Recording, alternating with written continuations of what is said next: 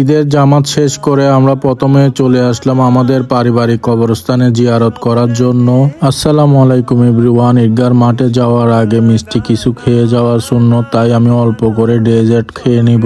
ঈদগার মাঠে যাওয়ার জন্য আমি বের হয়ে গেলাম। মাঠে গিয়ে দেখি মোটামুটি মানুষ পুরাই গেছে। অল্প কিছুক্ষণের মধ্যে ঈদ জামাত শুরু হবে।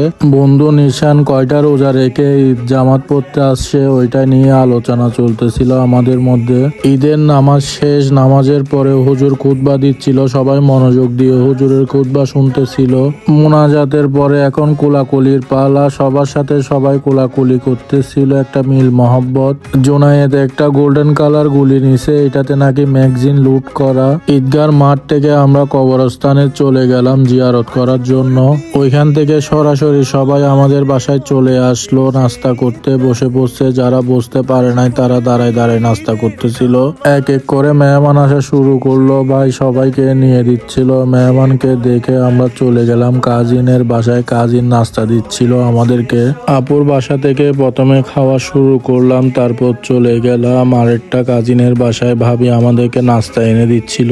এইটা হচ্ছে আমার জেডি আম্মা, বাড়ির মুরব্বীদের মধ্যে উনি আছে, শুধু আল্লাহ ওনাকে সুস্থ রাখুক। ঈদের প্রথম সালামিটা ভাবির কাছ থেকে পেলাম 1000 টাকার নোট। ভাবি আরেকটার বাসায় গেলাম, উনি আমাদেরকে শরবত দিচ্ছিল।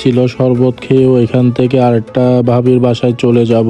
আমার অনেকগুলো ভাবি আছে, ভিডিও নিতে গেলে অনেক বড় হয়ে যাবে। ভাবির এখানে একটা রোল খাবো। তারপর চলে আসলাম বড় ভাবির কাছে, উনি কি কি রেডি করছে আমি বসে পড়লাম। প্রথমে ফ্রাইড রাইস দিছে, চিকেন ফ্রাই দিছে, আমি খাওয়া শুরু করলাম।